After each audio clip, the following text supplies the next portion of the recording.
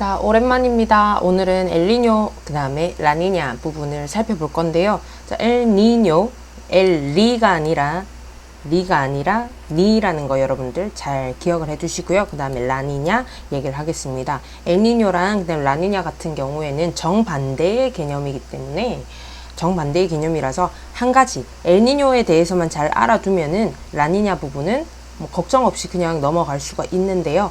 요즘에 수능의 경향을 보면은 이 엘니뇨에 대한 개념이 워낙 많이 나왔기 때문에 이제 그 반대 개념인 라니냐를 요즘 최근 들어서 주목을 하기 시작했고요. 그래서 엘니뇨에 대한 자료, 그 다음에 뭐 도표 이런 것들이 너무 많이 너무 많이 활용이 되다 보니까 그것과 정반대인 라니냐의 내용들을 같이 얘기를 하기도 합니다. 그러면서 이제 부가적으로 그러니까 몇 년 전, 한 5년 전만 하더라도 엘니뇨, 라니냐에 대해서만 얘기를 했다고 한다면 이제 너무 많이 나왔기 때문에 이거는 이상이 있을 때죠. 그러니까 이건 변화가 있을 때고요.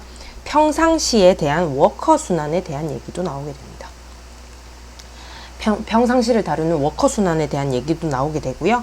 예, 평상시. 그 다음에 이제 아직 나오진 않았지만 이 엘니뇨, 라니냐랑 연관을 지어서 무엇과도 연관을 할 수 있냐면 태풍의 경로와도 연관이 될 수가 있습니다. 아직까지 이런 문제는 직접적으로 나오진 않았지만요. 충분히 가능성이 있습니다. 엘니뇨, 라니냐 하면은 결국 무역풍에 대한 얘기가 되고요. 무역풍에 따라서 결국에는 따뜻한 해수가 어디로, 그러니까 경도가 이동이 되다 보니까 이 따뜻한 물에서 생성되는 태풍에까지도 영향을 주게 되고, 얘가 편서풍대에서 어떻게 꺾이냐에 따라서 우리나라로 오느냐 아니면 일본 쪽으로 가느냐가 정해지기 때문에 태풍 경로와도 연결될 가능성이 있습니다. 자, 그래서 이 모든 것들을 통틀어서 이제 뭐라고 하냐면 이제 어떤 새로운 개념이 나오냐면 엔소라는 개념이 나오게 됩니다. 자, 엔소는 뭐냐면요, 엘니뇨와 사우스 오실레이션 해서 남방진동이라고 하는데, 결국에 이 남방진동이라고 얘기를 하면은 얘는 자, 엘니뇨랑 라니냐, 그 다음에 워커 순환이 전부 적도 부근에서 일어납니다. 적도 영도 부근에서 일어나고요. 그 다음에 결국에 동태평양, 서태평양, 중앙태평양에 그런 모든 변화를 나타내는 거라서 결국에 얘가 남방진동은 기압의 변화, 그러니까 적도 부근의 동서 중태평양의 기압 변화를 얘기를 했는데, 결국에 이 기압 변화는 수온의 변화로도 연관이 되죠. 그래서 예전에는 남방진동을 하나만 뚝 떼서 봤지만 최근에 나온 논문들로 보면은 이제 엘니뇨 현상과, 그러니까 해수와 대기의 모든 것을 이제 한 번에 묶어주는 엔소라는 개념으로 설명을 하게 됩니다.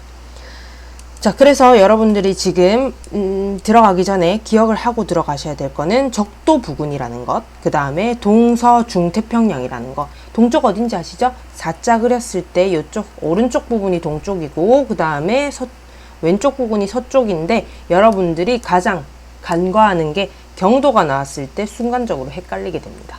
자, 그 내용 한번 보도록 하죠. 자, 평상시 얘기를 한번 해보겠습니다. 자, 평상시에 얘기를 해보면요. 자, 평상시에 이렇게 대륙이 두 개 있고 바다가 이렇게 있습니다. 여기가 어디겠어요? 자, 이쪽 부분이 바로 동태평양 부근이겠죠? 동태라고 적을게요. 그 다음에 이쪽 부분은요. 왼쪽 부분은 서태평양 부근이 되겠죠. 그래서 동태평양의 적도 부근에 있는 대륙은 페루고요. 그 다음에 여기는 인도네시아입니다. 그런데 이렇게까지만 적어주면 좋은데 항상 지도가 나오기 때문에 경도 표시가 항상 나와요. 그런데 이 경도는요, 안타깝게도 여기가 동태평양이었잖아요. 하지만 여기 부근에 경도를 보게 되면 몇 웨스트라고 나와 있을 겁니다. 그래서 그 다음에 서태평양 쪽을 보면은 몇 이스트라고 나와 있을 거예요. 그러니까 동서가 반대 방향이 되는데, 워낙에 이 그래프를 자세히 안 보다가 수능 때, 그 다음에 모의고사 시험 때 한 번씩 너무 집중을 해서 보다 보니까 이거를 처음 보는 친구들이 발생을 해요. 시험 기간 때, 시험 상황에서. 그래서 원래라면 그냥 자연스럽게 오른쪽이니까 동태평양이고 서태평양이고 얘기를 할 수 있지만, 긴장을 하게 되면 이게 웨스트네? 여기가 서태평양인가? 하고 묻습니다. 아닙니다. 경도는 여러분들 보지 마시고요. 경도의 숫자나 그 다음에 방향은 중요하지 않습니다. 뭐가 중요하냐? 결국에 이 태평양에서 어디가 동쪽이냐 서쪽이냐, 이거는 좌우가 절대 바뀌지 않고요. 여러분들이 평소에 생각하는 그 동태평양과 서태평양이 맞습니다. 자, 그래서 조금 더 보게 되면요. 자, 적도 부근이기 때문에 어떤 바람이 부냐면 결국에 무역풍이 불게 되죠. 무역풍은 어디서 어디로 붑니까? 동쪽에서 서쪽으로 이렇게 불게 되죠. 자, 그럼 무역풍이 오고 그 다음에 적도 부근이기 때문에 따뜻한 무역풍을 따라서 따뜻한 해수가 같이 옮겨가게 됩니다. 옮겨가게 되면 물이 옮겨갔으니까 순간적으로 어떻게 됩니까? 이쪽 동태평양 쪽에 이쪽 물이 밀려갔으니까 살짝 낮아지겠죠. 이 낮아지는 것을 보충하기 위해서 뭐가 나올까요? 바로 이게 낮아졌으니까 밑에서 올라와서 얘를 메꿔주게 됩니다. 자, 그래서 찬 해수가 용승을 하게 되겠죠. 용승을 해서 이 보충분을 메꿔주게 됩니다. 자, 따뜻한 해수가 이쪽으로 갔어요. 이쪽으로 가면은 따뜻한 물 위에 있는 공기는 따뜻해지겠죠. 그래서 서태평양 쪽으로 가면은 따뜻한 공기가 상승을 하면서 어떻게 됩니까? 구름이 형성되고, 따뜻한 공기 상승하니까 구름이 형성되고, 비가 쭈룩쭈룩쭈룩 내리게 됩니다. 자, 이쪽이 그러면 어디겠어요? 상대적으로 저기압이겠죠? 공기가 상승했으니까.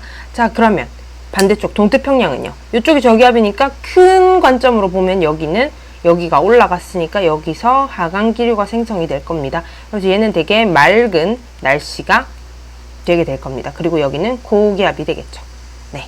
요게 바로 뭐냐? 평상시에 해당하는 워커 순환입니다.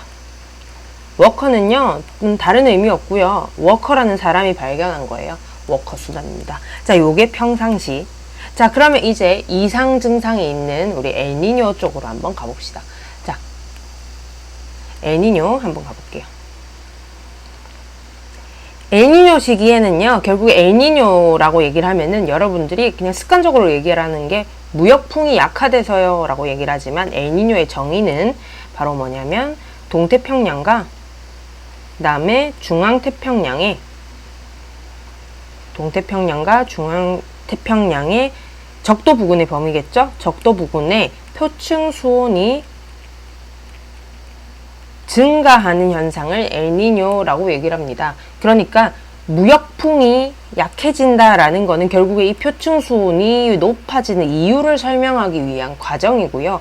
엘니뇨 현상을 얘기를 할 때는 바로 무역풍이 어떻게 약해졌는지도 모르잖아요. 그 다음에 순간적으로 약해졌는지도 모릅니다. 어떻게 우리가 엘니뇨를 아냐면 결국에 이 동쪽에서 중앙 쪽에 이 수온이 높아진 것을 보고 엘니뇨라고 판단을 하게 됩니다. 자, 그래서 이제 엘니뇨가 어떻게 발생을 했는지 발생 과정을 한번 보게 되면요. 자, 발생 과정을 한번 보게 되면 표준 수온이 높아졌다. 왜 높아졌는지를 보니까, 자, 제일 처음 시작. 무역풍이 약화가 됩니다.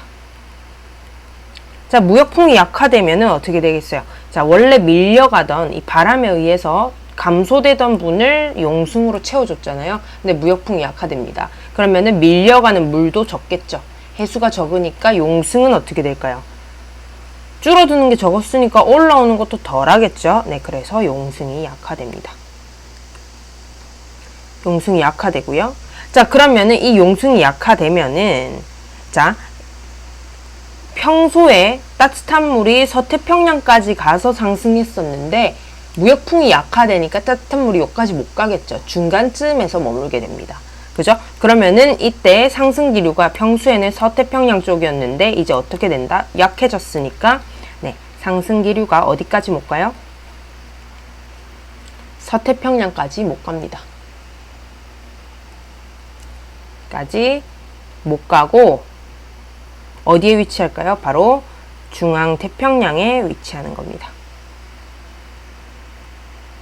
자, 그러면 중앙태평양에 위치를 하게 되면 상승기류, 그러니까 따뜻한 공기가, 따뜻한 물이 중앙 쪽에 머무르니까 이때 상대적 저기압이 어디로 가요? 중앙태평양으로 가겠죠? 상대적 저기압이 중앙태평양, 그냥 줄여서 중태평양으로 할게요. 자, 상대적 저기압이 그러면 중앙태평양에 위치를 하게 되고, 자, 그러면 어떻게 됩니까? 자, 중앙태평양 쪽이 상대적 저기압이었으니까 나머지 부분은 바로 고기압이 되겠죠. 그런데 바로 옆에 있는 서태평양 쪽을 한번 봅시다. 자, 서태평양은 중앙태평양이 상대적 저기압이니까 서태평양은 고기압이 돼버리는 거죠. 자, 그러면 원래라면 비가 왔어야 되는데 엘니뇨 시기에는 비가 안 오고 비가 안 오니까 바로 서태평양은 가뭄이 시달리게 됩니다. 가뭄에 시달리게 되죠. 오케이? 자, 그러면 조금 더 보도록 할게요. 이거는 지금 여러분들 발생 과정에 대한 그런 말이고요. 자, 이제 그림 보면서 한번 해보도록 합시다. 자, 그림 보면서 한번 봅시다. 자, 페루 쪽이 동태평양이었죠? 자, 무역풍이 약화가 됩니다. 무역풍이 약화가 되니까 결국에 올라오는 용승이 약화가 되죠. 자, 용승이 약화가 된다라는 말은 서태평양 입장에서 뭐예요? 찬물이 덜 올라오죠. 자, 그러면 찬물이 덜 올라오니까 상대적으로 수온이 어떻게 됩니까? 수온이 상승하겠죠. 동태평양 쪽은 상대적으로 수온이 상승합니다. 그러면 수온이 상승하니까 물이 따뜻해졌다는 얘기니까 그 위에 있는 공기도 따뜻해지죠. 그러니까 상승기류 저기압이 형성이 되고요. 원래라면 여기 맑았었잖아요. 맑았었는데 저기압이 일어났으니까 비가 오게 됩니다. 비가 오니까 결국에 폭우, 그 다음에 홍수의 현상을 겪게 되죠.